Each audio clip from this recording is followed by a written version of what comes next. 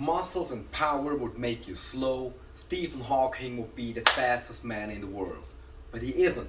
The fastest man in the world looks like he's a bodybuilder. Have you ever seen Usain Bolt? Have you ever seen those muscles, those legs, those arms?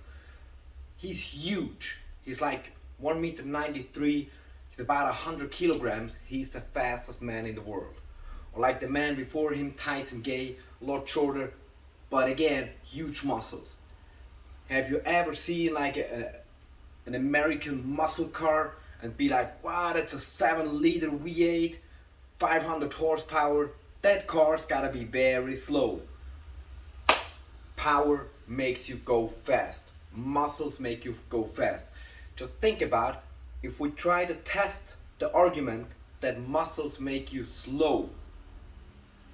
So test it and think about, would that mean that less muscles make you faster and no muscles would make you the fastest?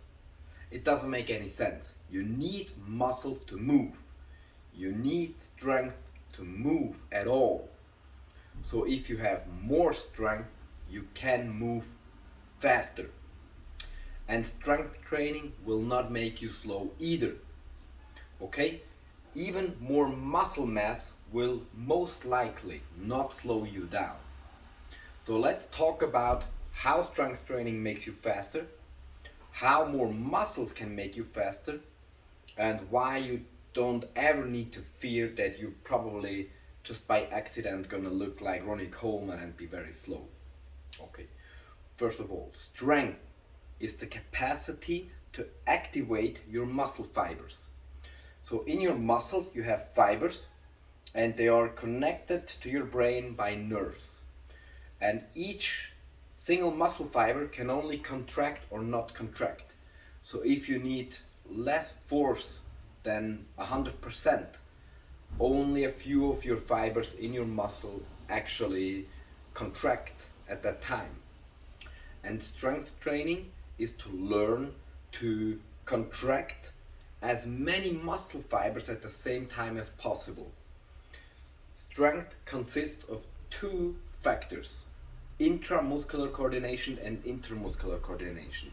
Intramuscular coordination is exactly that, activating the muscle fibers. And intermuscular coordination is the connection of the different muscles. So in one of my last videos somebody commented that strength training makes you go slow because like when you need the triceps to extend your elbow, a stronger biceps that will resist stronger will make you slow, and that's a misunderstanding. When I extend my arm, I will not activate my biceps. So there will be no resistance from the biceps. And to do strength training will actually improve that function.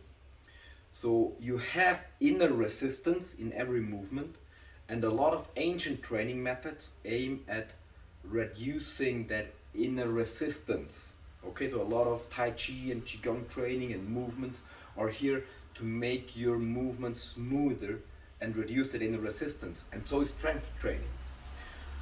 So when you bench press or squat, at first you will not be very secure in that motion. Your body doesn't know how to execute that movement exactly. And with time, your body will learn.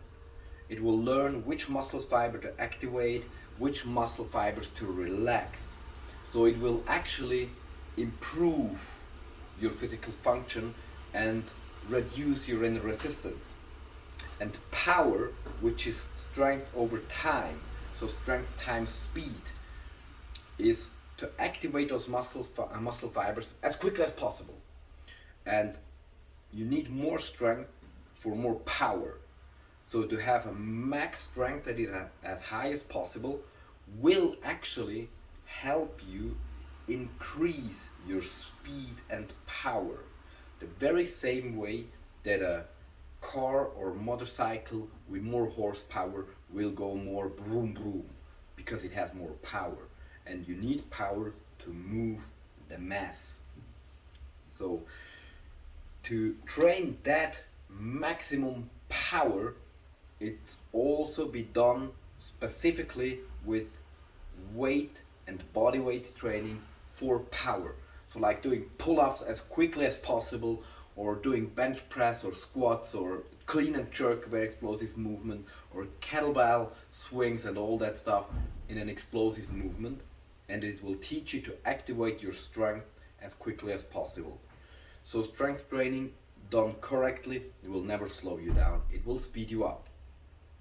And it's a big misunderstanding that more muscular men are slower. We need to see the difference between speed, velocity, and quickness. So the bigger man or the taller man will probably not as quickly have the same angular change in his arm or the same angular change in a squat or turn around as quickly. But the velocity, so covering a specific distance, will be greater. If you stand like at a distance away from a tall and heavy fighter, it will be easier for him to cover the distance and hit you than it is for you to cover the distance and hit him. So he literally, objectively is faster. Okay, it's very difficult to grasp it, but he's faster. It's very difficult. If you've ever boxed, you know that it's more difficult to get in and hit a taller boxer and get out again without him hitting you, because he's bigger, it's easier for him to cover the same distance. That's also why in, let's say, shot put or javelin, we see big man, strong man, muscular man. Or even in baseball pitching, like it's about moving the ball as fast as possible. So why aren't they like 50 pounds? You know, they're huge guys, big, strong, long arm, high velocity. So it will not slow you down. Even muscle mass will contribute to your speed. I've already mentioned it before. In most sports where actual speed and velocity is asked, the athletes train power, they train strength, and they increase their muscle mass, and the best athletes have a natural higher percentage of type 1, is it type 1? The white muscle fibers that contract faster and that become bigger. So it's not just that Usain Bolt looks the way he does because he's an awesome sprinter, but he is an awesome sprinter because he has the genetic disposition for those white type muscle fibers, the fast twitch muscle fibers, and those big muscles, big and strong legs. He has like 80% fast twitch muscle fibers in his legs, while the normal people have about 20 to 40% fast twitch muscle fibers in the legs. So it's genetic disposition.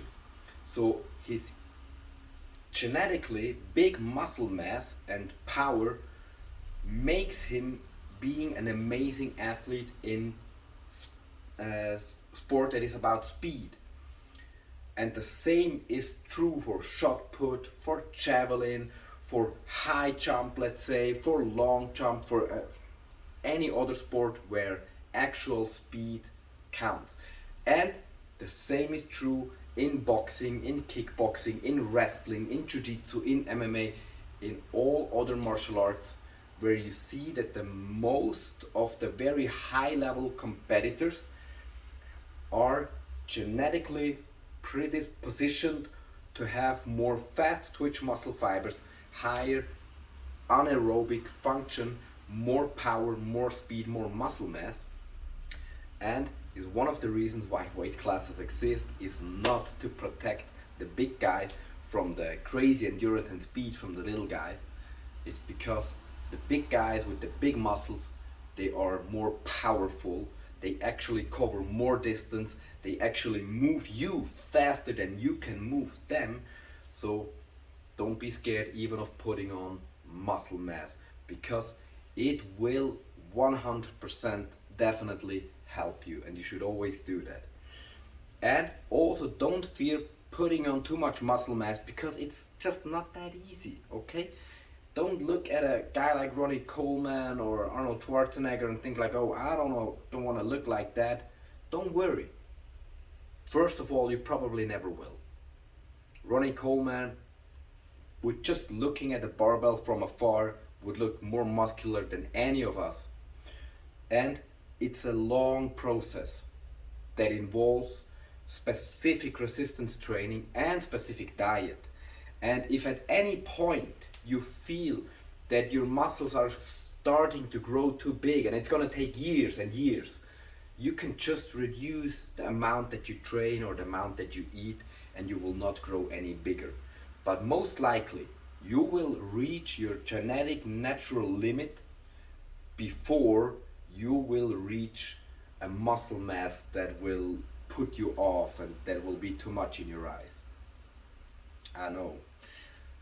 So I hope that video will provoke some thoughts and maybe encourage you to start training your muscles, to do some strength training, to do some power training, to do some anaerobic strength endurance training and power endurance training, to gain some muscles, to reduce your body fat, to improve your diet. You will see some videos on my channel about that, or check out some other channels. There's all the information that we need is available. Just make sure to get high quality content, and also make sure to stay away from the illegal things that might be charming at that moment. So stay healthy, stay strong. See you next time.